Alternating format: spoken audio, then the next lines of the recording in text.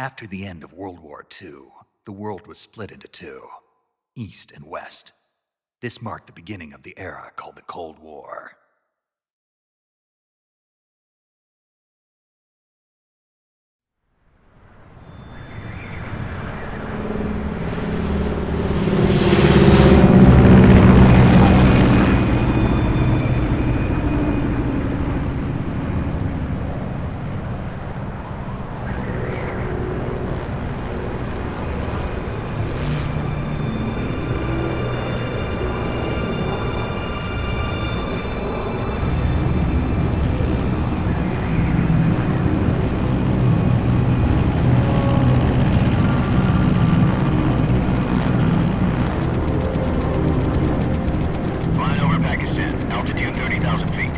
Approaching Soviet airspace. 20 minutes to drop off. Commencing internal depressurization. Equipment check. Arm main parachute. All right. You ready to go? Drop zone still showing a high pressure mass. Cav okay. Good. We've got high visibility.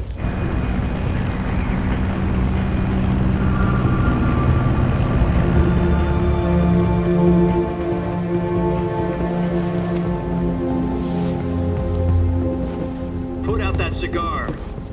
Connecting oxygen hose to interior connector. Put on your mask.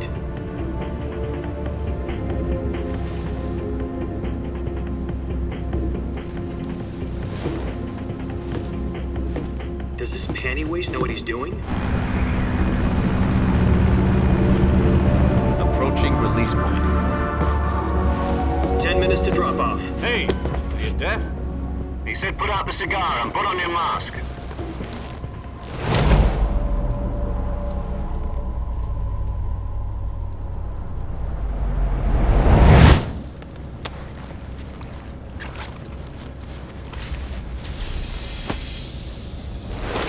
Depressurization complete. Checking oxygen supply. 6 minutes to drop off. Opening rear hatch.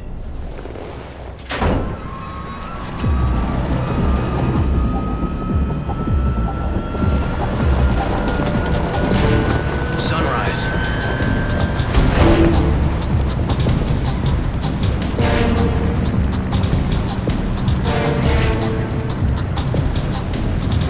External temperature minus 46 degrees Celsius. 2 minutes to drop off. Stand up. You'll be falling at 130 miles per hour. Try not to get frostbite from the wind chill. 1 minute to drop off. Move to the rear. Activate the air bottle. This is one for the history books. The world's first halo jump. 10 seconds to drop off. Stand by. Status okay. All green. Prepare for drop-off. Countdown. 5, 4, 3, 2, 1. Spread your wings And fly. God be with you.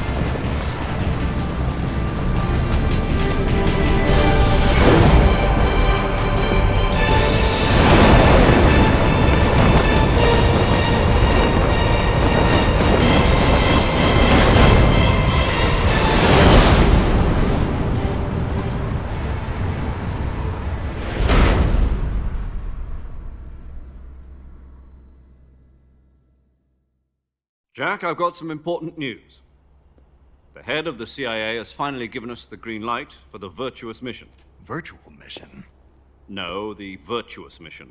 The future of our Fox unit depends on it. If it succeeds, we'll be officially organized into a unit. Virtuous mission? Sounds like some kind of initiation ritual. You know, don't get cocky. This isn't a training op. Right. So what exactly is this wonderful mission? Well, about 2 years ago, a certain Soviet scientist requested asylum in the West through one of our moles. His name is Nikolai Stepanovich Sokolov. He's head of the OKB-754 Design Bureau, one of the Soviets' top-secret weapon research facilities, and the East's foremost expert on weapons development. Sokolov? Isn't he that famous rocket scientist? The very same. On April the 12th, 1961, the Soviets achieved the first manned spaceflight in history. The Earth was blue, but there was no God. Well spoken. The rocket that carried Yuri Gagarin to orbit was the A-1, known as the Vostok rocket. Sokolov is said to be the man most responsible for the multi-engine cluster used in that rocket. After Gagarin's flight, Sokolov left rocket development to become the head of the newly established Design Bureau. From a lowly technician to head of a design bureau, that's quite a success story, so why do you want to defect? It seems he'd become afraid of his own creations. Afraid? Call it a crisis of conscience. And for that, he left his country and his family behind and went over the fence? Not exactly. One of his conditions was that his family was also to be taken safely to the west. We used a mole to get the family out first and succeeded in sneaking Sokolov over the Berlin Wall shortly afterwards. I was the one who conducted the operation. The security on the eastern side was still full of holes back then. Then what? We got Sokolov over in one piece, but the whole ordeal had left him exhausted, and we checked him into a hospital in West Berlin. It took him 2 weeks and more than 600 miles to get from the research facility in the Soviet Union to Berlin. He was in no condition to say anything coherent. And it was only a week later that we had something much bigger on our hands. The Cuban Missile Crisis. October the 16th, 1962, President Kennedy received word that the Soviets were in the process of deploying intermediate-range ballistic missiles in Cuba. The President demanded that the Soviets dismantle and remove the missiles. At the same time, he announced a naval blockade to prevent further missile shipments from reaching Cuba. But the Soviets didn't back down, instead placing their armed forces on secondary alert. Soviet transport ships carrying missiles continued on course towards Cuba. US and Soviet forces went on alert for an all-out nuclear war. Frantic negotiations were conducted through the UN's Emergency Security Council and unofficial channels to end the hair-trigger standoff. Finally, on October the 28th, the Soviet Union agreed to remove its missiles from Cuba. And so the world avoided a nuclear holocaust. But in order to get the Soviets to pull their missiles out, we had to make a deal. You mean the one where the US agreed to remove its IRBMs from Turkey? No. The Jupiter IRBMs deployed in Turkey were obsolete, and we were going to get rid of them anyway. They had no strategic value whatsoever to either the US or the Russians. The Turkey deal was a ruse, a cover story that was fed to the other intelligence agencies around the world. So what did the Russians really want? Sokolov. They wanted us to return Sokolov. You mean the Soviets pulled out of Cuba just to get their hands on Sokolov? That's right. What the hell was he working on? At the time, we had no idea. We were running out of time. It was either give up Sokolov or risk full-scale nuclear war. In the end, we had no choice. President Kennedy gave in to Khrushchev's demand. The next day, I got Sokolov out of the hospital, handing him over to agents on the eastern side. Sokolov kept on screaming, "Save me," until he disappeared from my sight. Then a month ago, we received some new information from one of our moles. About Sokolov? Yes. He was taken back to the research facility and forced to continue working on the weapon in question under KGB supervision. What's more, it's on the verge of completion. So what kind of weapon is it? Something to do with space rockets? No, missiles. Same technology. I guess you're right. We don't know the details, but it appears to be a new kind of nuclear device. For half a year now, the Soviets have been conducting frequent nuclear tests at Semipalatinsk. Something to do with the weapon, I assume. We're talking about a secret weapon so big that Khrushchev was ready to pull out of Cuba to get it back. Is Sokolov still in the facility? No. According to our intelligence, he's in Selinoyarsk, a place in the mountains about 3 miles to the west that's known as the Virgin Cliffs. The Virgin Cliffs. Nice name for a virtuous mission. They moved him there just recently. Why? Apparently, they're conducting a field test of the weapon, but it's our best chance to get him back. This mission would never have been possible if he was still in the research facility. This is our last chance. Sokolov must have known that too when he contacted us.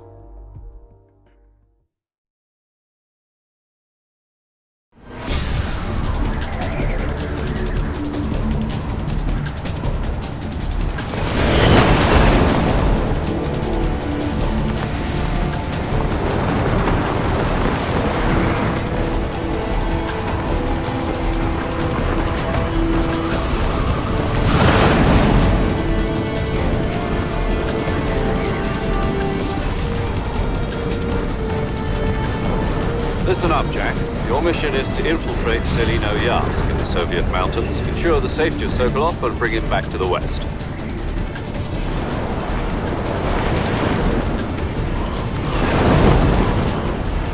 If we don't get Sokolov back before that weapon is complete, we'll be facing a major crisis. The clock is ticking.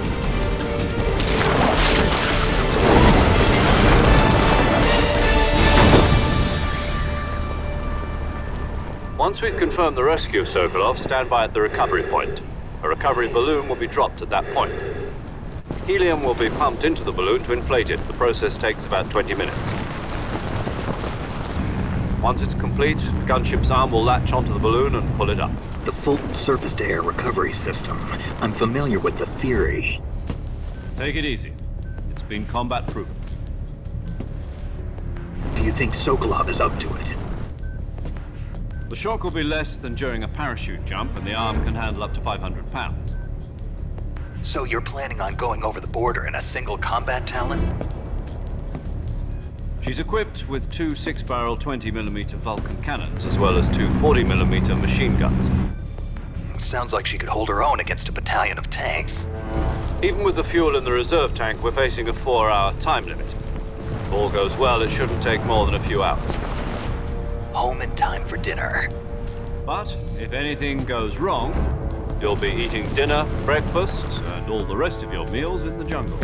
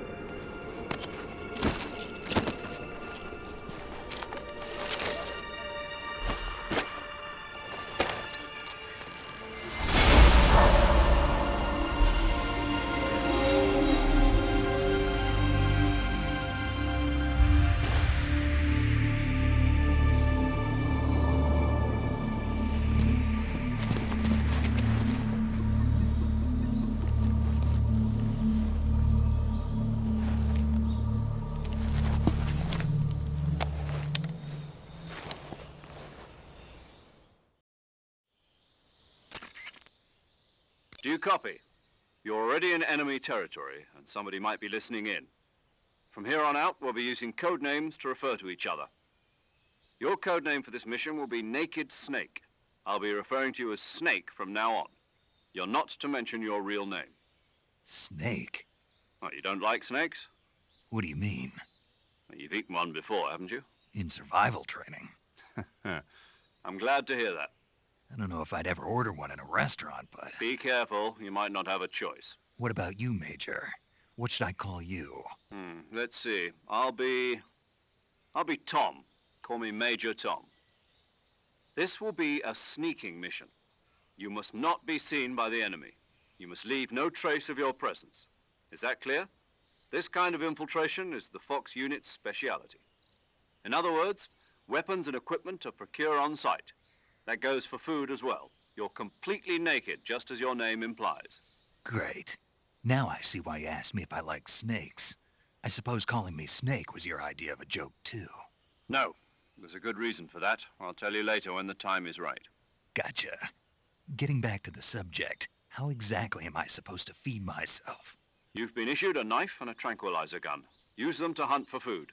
You'll also find some medical supplies in your backpack. Yeah, about the backpack. I lost it in a tree on the way down. I see. Well, you'd better go back and get it then. You know where it is? No problem. I can see it from here. It's stuck on a branch. To climb a tree, stand in front of a tree that's covered in ivy and press the action button. I'll be monitoring your progress over the radio.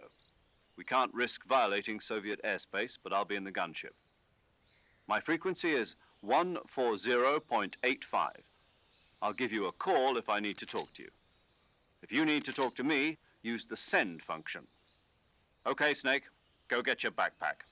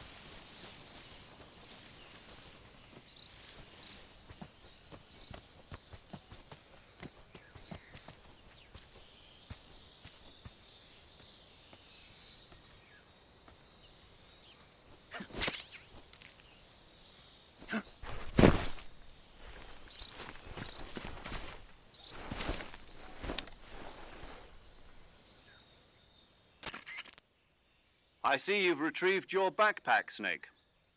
To equip a weapon, it's necessary to take it out of your backpack.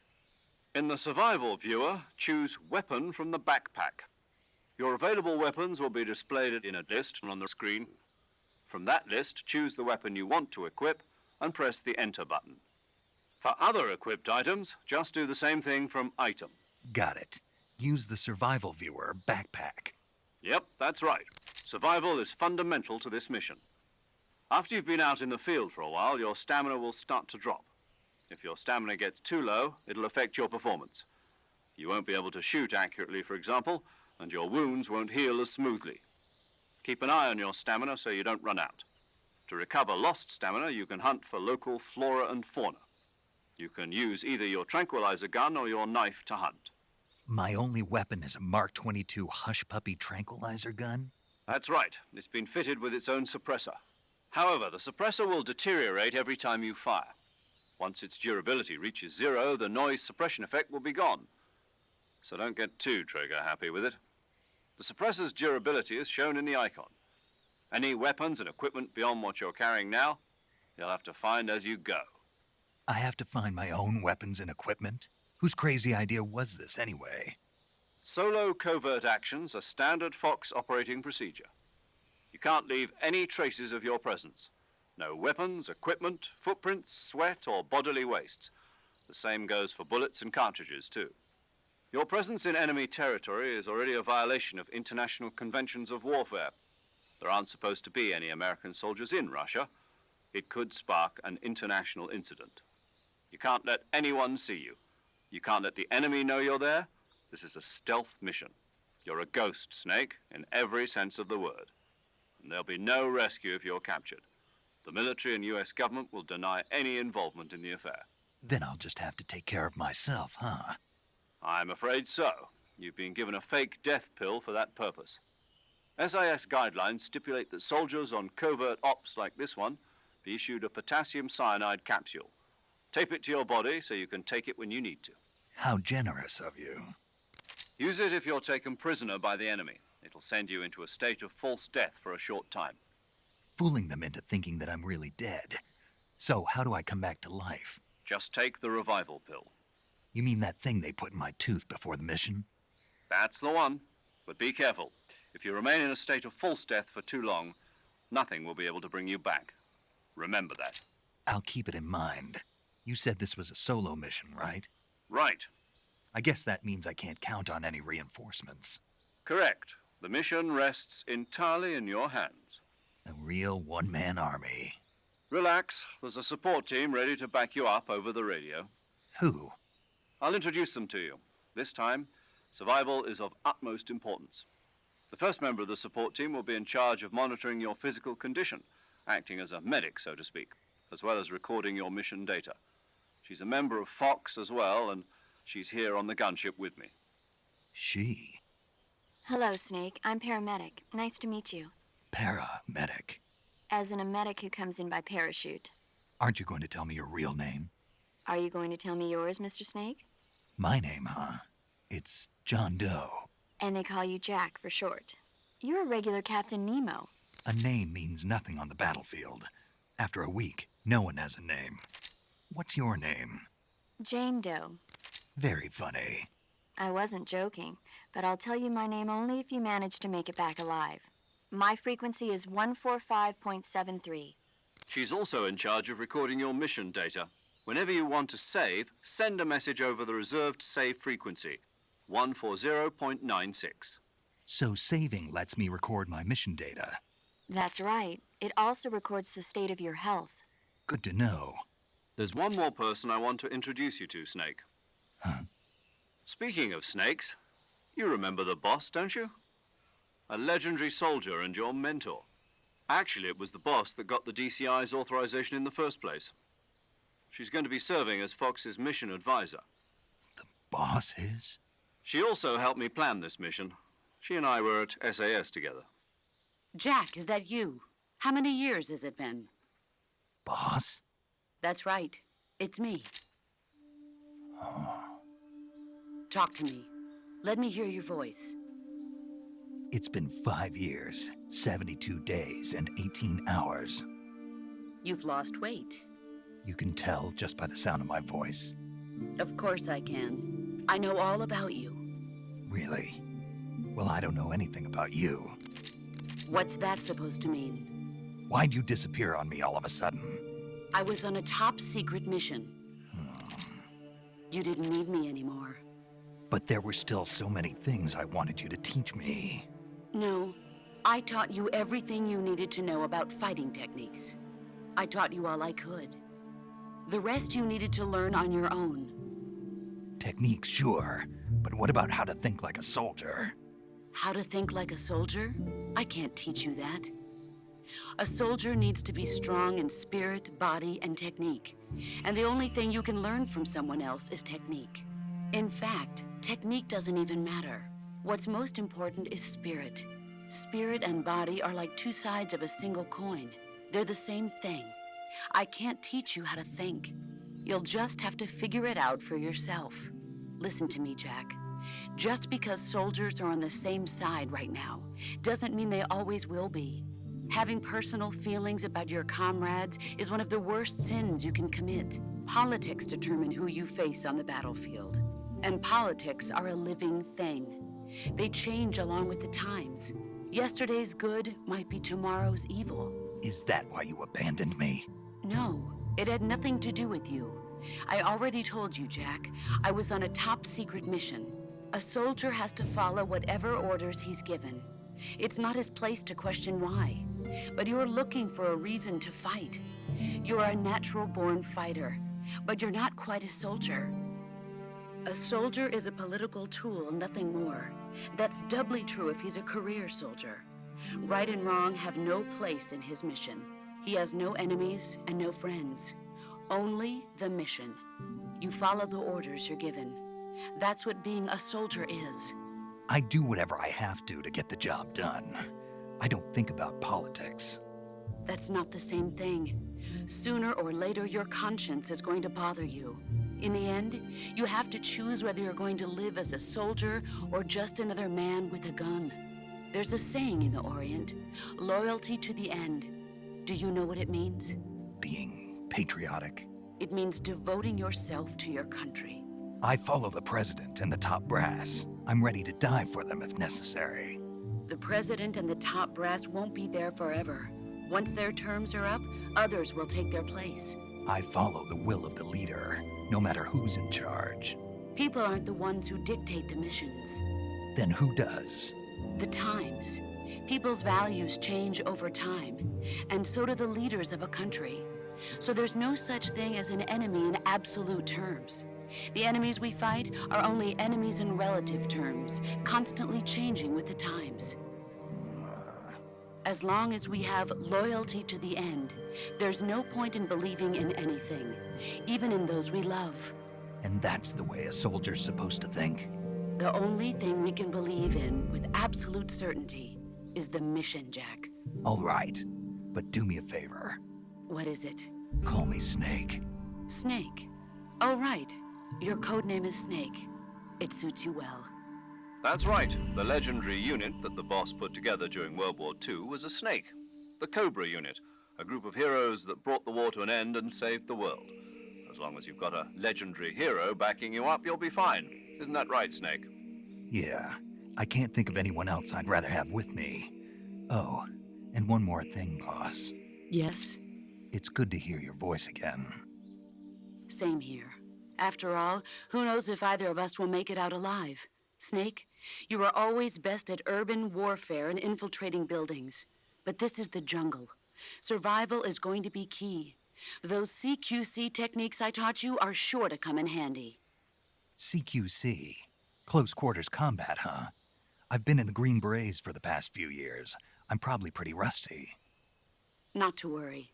I'll be here to help you remember. After all, this is your first actual survival mission. I'll be supporting you over the radio. Where are you, boss? Next to the Major? The boss is communicating with us by radio from aboard a Permit-class submarine in the Arctic Ocean. My frequency is 141.80. Call me if you need my advice on battle techniques. Gotcha. Your mission is to retrieve Dr. Sokolov. Dr. Sokolov is being held in an abandoned factory located to the north of your current position.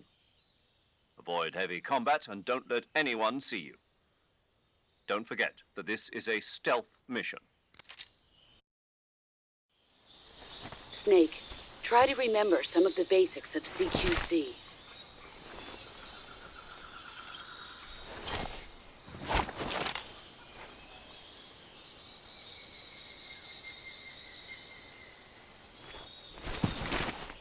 Commencing virtuous mission now.